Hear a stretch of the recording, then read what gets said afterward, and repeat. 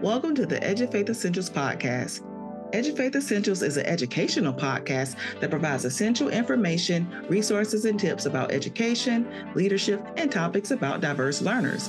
Diverse learners include students with disabilities who receive services under Section 504 or the Individuals with Disabilities Education Act, response to intervention and the multi-tier system of support, English speakers of other languages, and related diverse learner categories. Edufaith Essentials' mission is to bring positive awareness and promote equity and inclusion in education by sharing information and topics about non-traditional learners. Edufaith Essentials' goal is to restore faith in education one student at a time by empowering listeners with knowledge, because we all know that knowledge is power, so let's be powerful.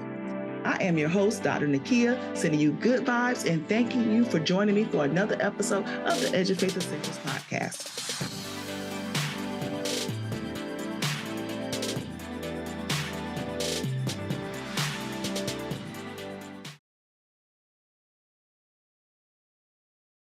Let's dive right in with our Edufaith inspirational story. Justin, a service dog with Grace Mariani, received his diploma in May 2023. That's right, Justin, a service dog, he received his diploma in May. He graduated from college.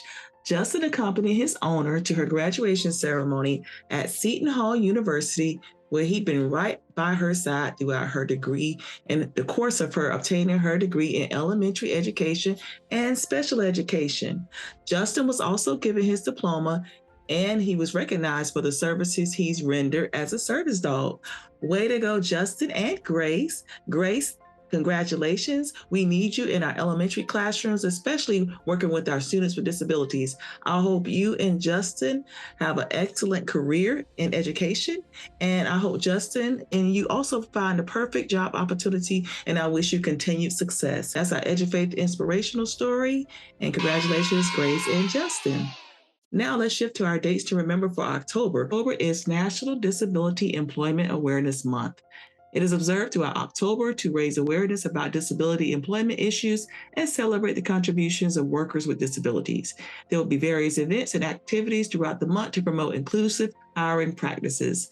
I've also seen a lot of recognition and things going on the U.S. Department of Education IDEA website celebrating the month of October and National Disability Employment Awareness Month. This year's theme is Advancing Access and Equity. And if you want to learn more about those partners, I'll have the link on the Edufaith Essentials YouTube page for you to go and check out, as it is National Disability Employment Awareness Month in October. October is Dyslexia Awareness Month. That's right, it is Dyslexia Awareness Month, and this month is dedicated to raising awareness about dyslexia, a learning disorder that affects reading and language processing. This month, it aims to promote understanding and support for individuals with dyslexia, and there'll be a lot of educational programs and recognizing dyslexia during the month of October. October is also National Bullying Prevention Month. Many schools and organizations use this month to raise awareness about bullying prevention and promote safe and inclusive learning environments. October 5th is World Teachers Day.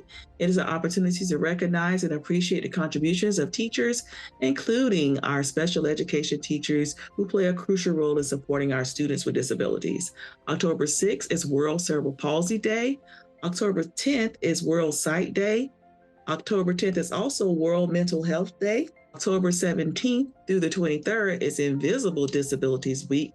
That's a time to recognize those disabilities that you may not readily see with the eye. So we're recognizing those individuals who have disabilities that we may not see, such as dyslexia, ADHD, and other disorders and disabilities. October is also Attention Deficit Hyperactivity Disorder Awareness Month. Last month, I did a podcast on ADHD, and this month we're recognizing ADHD and how it impacts individuals. So we're raising awareness this month in the month of October. It's also Breast Cancer Awareness Month, Down Syndrome Awareness Month, and Spina Bifida Awareness Month. So there's a lot going on in October, and those are our dates to remember for October. So let's go ahead and shift to our essential news. Our first story is coming from the Office of Special Education Programs, and it was released on September 28, 2023. And it is from the O.S.E.P office, and it is titled Fast Facts, Highlighting Children with Intellectual Disabilities. The O.S.E.P Fast Facts looks at data under Section 618 of the Individuals with Disabilities Education Act. Based on the data from the Fast Facts, the percentage of students with disabilities identified with intellectual disabilities was 6.2%. States reported a range from 2.29% to 14.82% of those students identified. This is based on a blog summarizing key facts from the O.S.E.P Fast Facts. The O.S.E.P Fast Facts is an ongoing effort to display data, and that data is represented from the 12 data collections authorized under IDEA under Section 618 into a visual representation so individuals can see the information and data quickly. You can visit the O.S.E.P Fast Facts page for that information, and I'll have that on the Edufaith Essentials YouTube page for you to go in and check out the information about intellectual disabilities.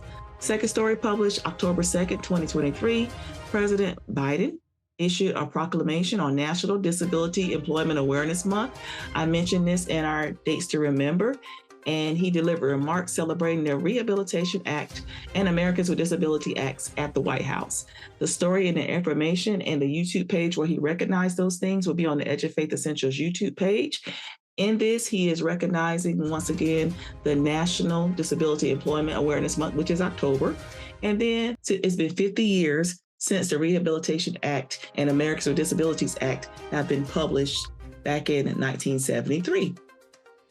This slides into my third story, which is celebrating the 50 years of the Rehabilitation Act through our history and successes and vision for the future. So this story came from the Department of Education's Rehabilitation Services and Administration, and this year marks celebrating 50 years of the Rehabilitation Act. And so there's a video that's titled 50th Anniversary of the Rehabilitation Act, through our history, successes, and visions for the future. And through this, it talks about the Rehabilitation Act of 1973, the first legislation to address access and equity for people with disabilities. In commemoration of the anniversary, O.S.E.P and O.S.E.R.S and RSA were celebrated throughout the month of September. And there's a video that highlights and features individuals with disabilities at work. The Office of Special Education and Rehabilitation Services Assistant Secretary, Glenda Wright Gallo, assists the impact of the Rehabilitation Act. You can read more and learn more about this celebration of the 50 years of the Rehabilitation Act on the Edufaith Essentials YouTube page. And I'll have all the links where Biden is celebrating the O.S.E.P Fast Fact and the video celebrating the Rehabilitation Act of 1973. The last story that I want to point out is the U.S. Department of Education awards nearly $199 million to improve career opportunities for students with disabilities through partnerships. The Office of Special Education and Rehabilitation Services announced it would fund a 20 model Pathways to Partnership, which demonstrates and improves projects to promote self-sufficiency for children and youth with disabilities by creating systematic approaches to enhance post-school outcomes. So to learn more about that will also be on the Edufaith Essentials YouTube page, along with all of our 4 stories. And that's going to do it for our Essential News. Now it's time for our essential knowledge. And I mentioned that is the 50th anniversary of the Rehabilitation Act of 1973. So what we're going to do today is we're going to talk about the Rehabilitation Act and celebrate the Rehabilitation Act of 1973, celebrating 50 years. So what I'm going to do today is just give an overview, a definition, just a little history of the Rehabilitation Act, and talk about some of those acts that came along to support individuals with disabilities as we celebrate those milestones for inclusivity. So the Rehabilitation Act of 1973 was enacted on September 26, 1973 by President Richard Nixon, and it supports the rights of persons with disabilities through affirmative action, and it emphasizes legal support established in Title V. Under Title V, there are a couple of sections that I wanted to highlight because we always talk about Section 504, Section 50 this, 50 that. So let me just explain some of those things. So Section 501 focuses on federal government hiring practices to protect individuals with disabilities. Section 502 created the Architectural and Transportation Barriers Compliance Board. Section 503 prohibited discrimination in employment based on physical and mental impairments on parts of businesses with federal contract or their subcontractors. Section 508 addressed issues related to access to communication and computer technology. And then the one that we may be familiar with a little bit more is Section 504. And Section 504 addresses civil rights and equal opportunities following the Brown versus Board of Education case. In 1973, the Section 504 of the Rehabilitation Act was established, which stated that a person with a disability could not be denied or excluded from any program receiving federal financial assistance, public or private. The primary purpose of Section 504 is to prohibit discrimination against a person with a disability by any agencies receiving those federal funds. Section 504 requires agencies that are recipients of federal financial assistance provide assurances of compliance and take corrective steps when violations are found, and to make individual modifications and accommodations to provide services that are comparable to services offered to individuals without disabilities. So that's where Section 504 all comes from. When you talk about a person with a disability and you define persons with disabilities, the definition of a disability, according to law, can vary based on the jurisdiction of the specific law in question. However, I can provide you with a general understanding of how a disability is defined in legal context, according to the United States and some other countries. In the U.S., the legal definition of a person with a disability is governed by the Americans with Disabilities Act and the Rehabilitation Act of 1973. And according to these laws, a person with a physical or mental impairment that substantially limits one or more major life activities, or a person who is restricted in doing those life activities, are considered a person with a disability. So there are three categories under there. So let me wrap it up again. So a person with a physical or mental impairment that substantially limits one or more major life activity. And when you think of major life activities, those life activities include walking, seeing, hearing, speaking, learning, working, or breathing. It can also include a person with a record of an impairment, even if they're not substantially limited in a major life activity. This means if a person has a history of a disability, they are still protected under a law. So when you think about a person who may have had cancer and they're not in remission, a person who's had an impairment in the past, they still get those protections because they have that history of an impairment. And then the third category is a person who is regarded as having an impairment, which means others perceive them as having a disability, even if they don't have one. And even if you perceive that a person has a disability, you cannot be discriminatory towards that person, even based on your perception of that person having a disability. A person with a disability could have a current physical impairment, have a record of an impairment, or have a perception of an impairment, and they should not be discriminated against based on their physical impairment. They are defined as a person with a disability. When we shift, the Rehabilitation Act was signed in 1973, and then 1975 came the Education for All Handicap Act. And the Education for All Handicap Act ensure a free and appropriate public education for all students with handicapping conditions.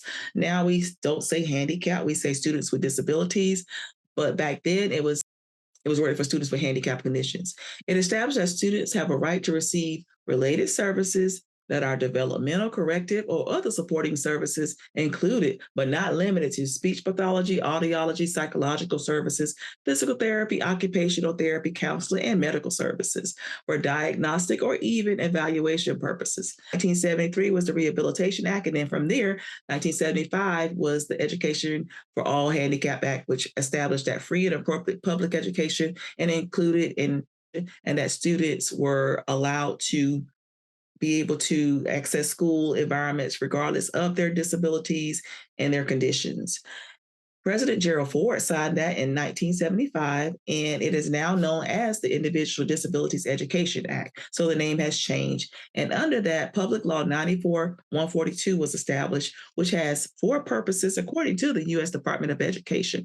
The first purpose is to ensure that all children with disabilities have available to them a free and appropriate public education, which emphasizes special education and related services designed to meet their unique needs. The second purpose is to ensure that the rights of children with disabilities and their parents are protected. The third purpose is to assist states and localities in providing for the education of all children with disabilities. And then the fourth purpose is to assess and ensure the effectiveness of efforts to educate all children with disabilities.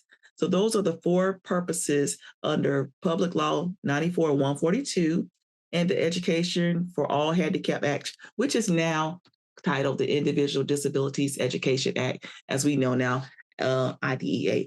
Also under Public Law 94-142, it states that all handicapped children and adults ages 3 to 21 be educated in the least restrictive environment to the maximum extent appropriate. This means that they are educated and included in that school day with non-disabled children, and they're only in special classes, separate schools, or removals when they cannot have their needs served in the regular education environment. Otherwise, that is based on the severity of the disability, but otherwise they should be included in the regular education classes. They should be included in regular education classes at all costs, which is the least restrictive environment. In 1990, the Americans with Disabilities Act was established, and with the ADA, it guarantees the rights of persons with disabilities to equal access. Under the ADA, it looks for and recognizes and pushes for non-discriminatory behavior based on a disability in employment under Title I. And that includes government services, including transportation under Title II, public accommodations under Title III, telecommunications under Title IV, and other services such as insurance under Title V. Under the ADA, it pushes for inclusion, integration, accommodation, and accessibility are all the underlying premise to make sure that individuals with disabilities are given that equal access to all 5 of those components under the Americans with Disabilities Amendment Act. Inclusion, integration, and accommodation and accessibility are all the underlying premises of the Americans with Disabilities Act, which was established in 1990. In 1992, the Rehabilitation Act amendments occurred. The Rehabilitation Act amendments emphasize employment as the primary goal of rehabilitation and mandated presumptive employability, meaning applicants are presumed to be employable unless given otherwise. So individuals with disabilities are employable. And it stated that eligible individuals must be provided the choice and increased control in determining their vocation outcomes into the workforce and have access to rehabilitation goals, objectives, and determine services and providers to help secure those services. So when we look into the celebration of October and the celebration of the National Disability Employment Awareness Month, some of those and derived from the Rehabilitation Act amendments to increase employability for individuals with disabilities. In 2008, one of the most significant amendments of the ADA was updated, and during that time, they defined disability under the law.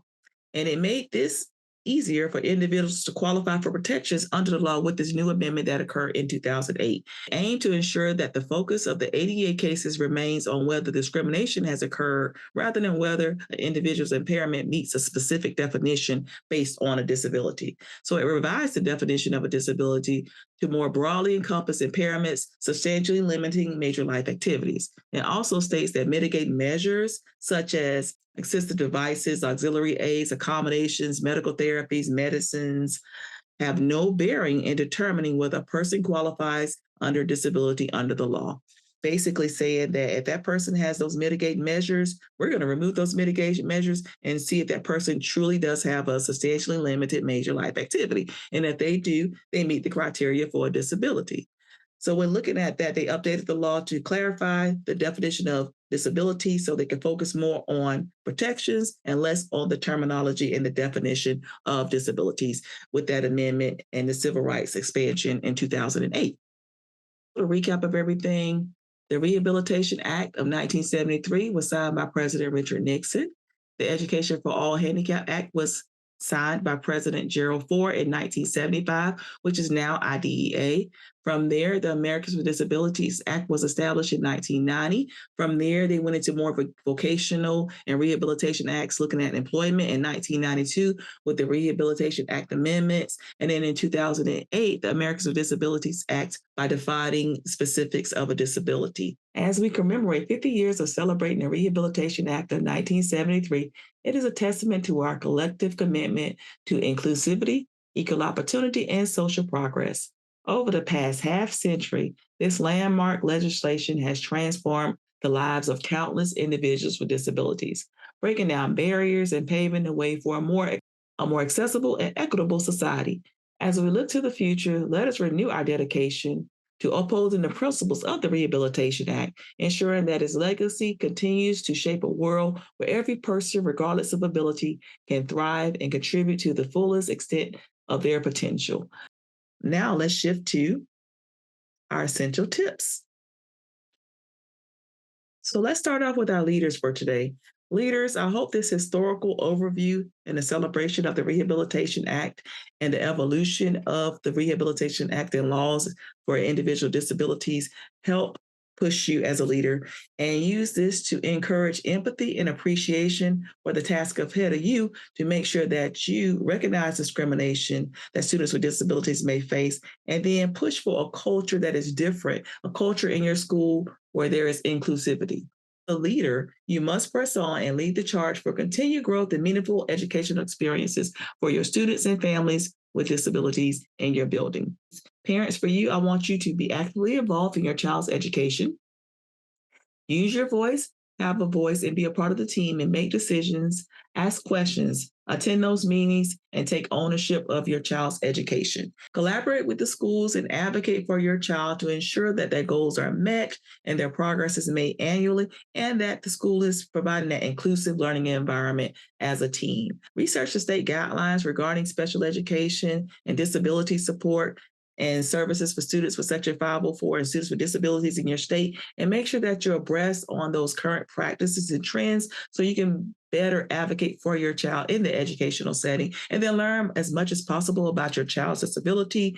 Research, research, research. As students grow, the disability may impact them differently, so make sure that you always stay abreast on the current trends and happenings relating to your child's impairment. And then seek support and community resources to find out more information and get that support, because sometimes it can be a little overwhelming, but just know there is a village and there are individuals out here to help you in the community, in the school environment, in the medical field to help support your child and advocate and ensure that your child has an inclusive and positive, equitable learning environment. For my educators, I want you to one, be actively involved in all of your students' education. Make sure you attend those meetings and provide the valuable feedback, especially for your students with disabilities.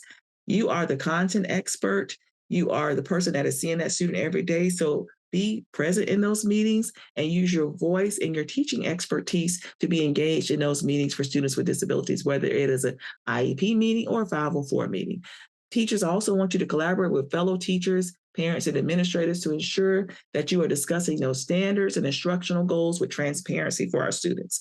We have to be transparent with what our students are able to do and their strengths and weaknesses so we can provide that most optimal, equitable learning environment and make sure that we make adjustments to meet that student and that learner where they are. So be transparent, look at those instructional goals, and work together as a team to identify ways that we can support our students and ensure that least restrictive environment. And then as an educator, learning never stops. Learn as much as possible about the individuals and the students with disabilities that you have in your class.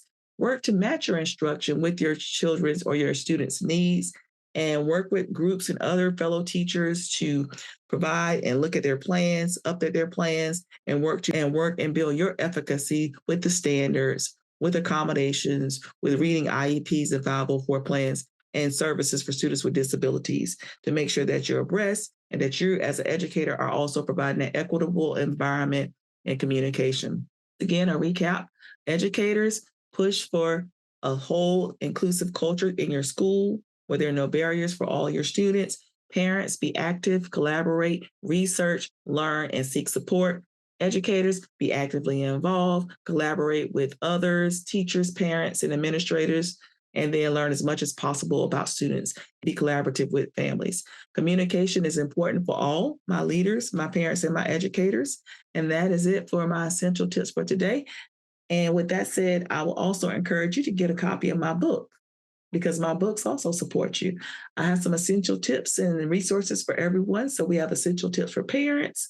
We have essential tips for leaders in special education or special education leaders. So that book is for leadership. And then we have essential tips for educators, which is all available on Amazon for parents, leaders, and educators so that you can foster that inclusive culture for all students with exceptionalities and disabilities in your building. Time to shift our book excerpt for today.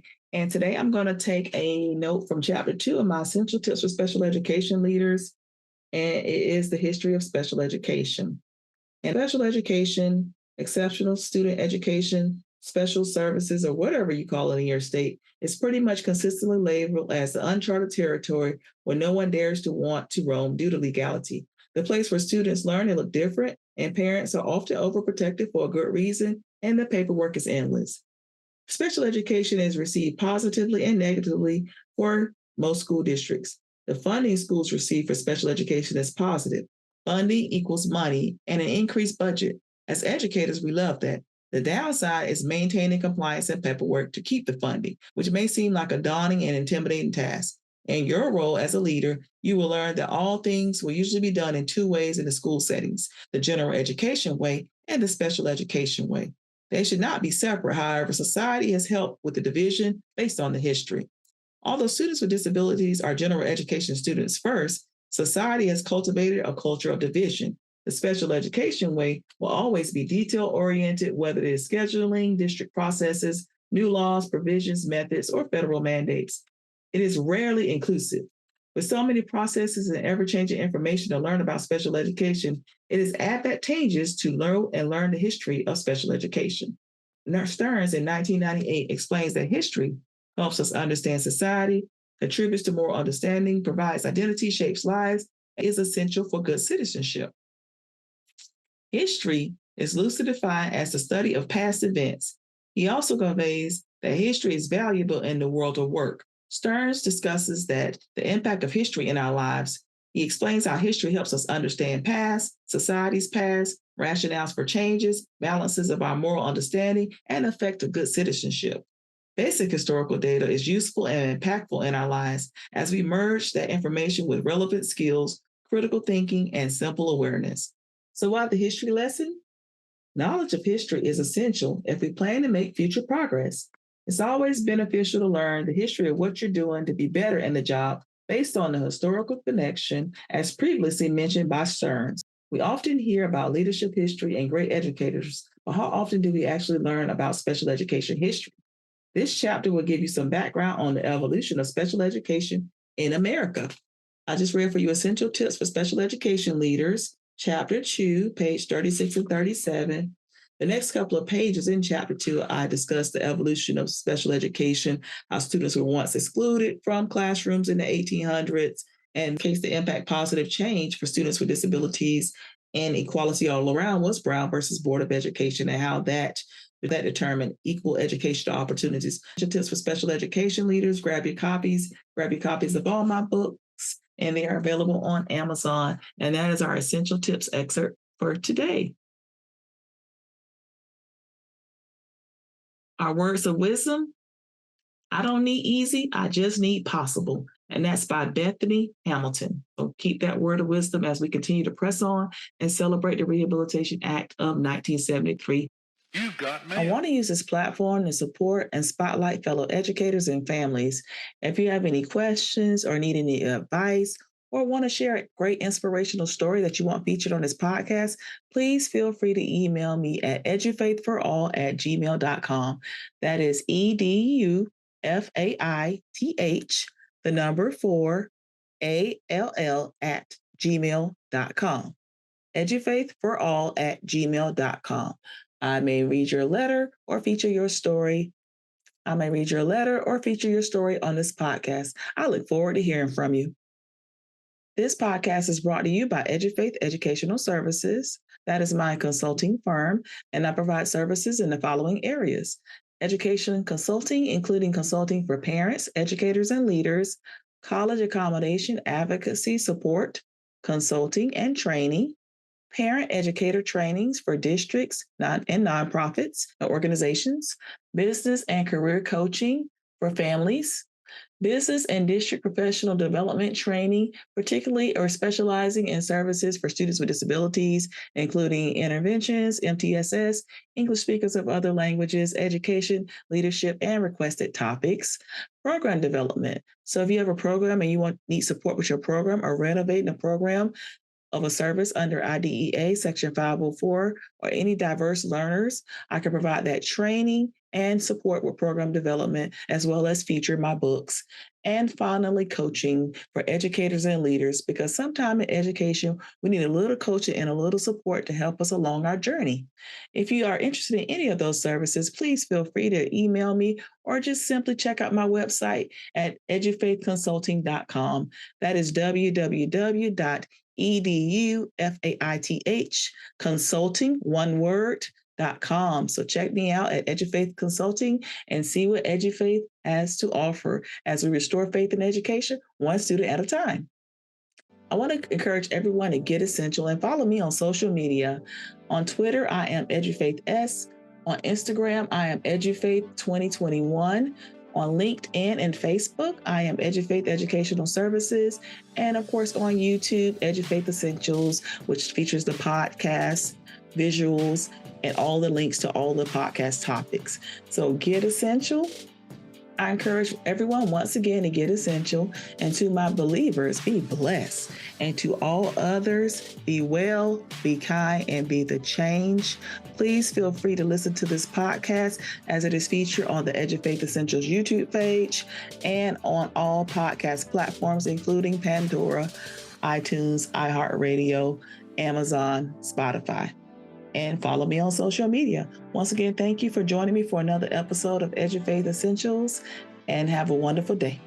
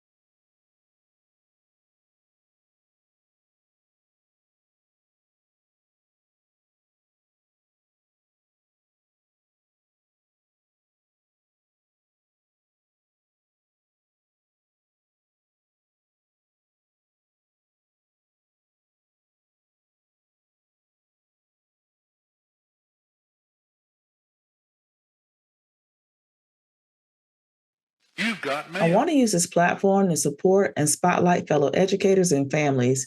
If you have any questions or need any advice or want to share a great inspirational story that you want featured on this podcast, please feel free to email me at edufaithforall@gmail.com. That is EDUFAITH, the number 4, ALL@gmail.com. Edufaithforall@gmail.com. I may read your letter or feature your story. I may read your letter or feature your story on this podcast. I look forward to hearing from you. This podcast is brought to you by Edufaith Educational Services. That is my consulting firm, and I provide services in the following areas: education consulting, including consulting for parents, educators, and leaders, college accommodation, advocacy support, consulting and training, parent educator trainings for districts and nonprofits and organizations, business and career coaching for families, business and district professional development training, particularly or specializing in services for students with disabilities, including interventions, MTSS, English speakers of other languages, education, leadership, and requested topics, program development. So if you have a program and you need support with your program or renovating a program of a service under IDEA Section 504 or any diverse learners, I can provide that training and support with program development, as well as feature my books. And finally, coaching for educators and leaders, because sometime in education, we need a little coaching and a little support to help us along our journey. If you are interested in any of those services, please feel free to email me or just simply check out my website at edufaithconsulting.com. That is www.edufaith consulting, one word.com. So check me out at Edufaith Consulting and see what Edufaith has to offer as we restore faith in education, one student at a time. I want to encourage everyone to get essential and follow me on social media. On Twitter, I am Edufaith S. On Instagram, I am Edufaith 2021. On LinkedIn and Facebook, I am Edufaith Educational Services. And of course, on YouTube, Edufaith Essentials, which features the podcast, visuals, and all the links to all the podcast topics. So get essential. I encourage everyone once again to get essential. And to my believers, be blessed. And to all others, be well, be kind, and be the change. Please feel free to listen to this podcast as it is featured on the Edufaith Essentials YouTube page and on all podcast platforms, including Pandora, iTunes, iHeartRadio, Amazon, Spotify. And follow me on social media. Once again, thank you for joining me for another episode of Edufaith Essentials, and have a wonderful day.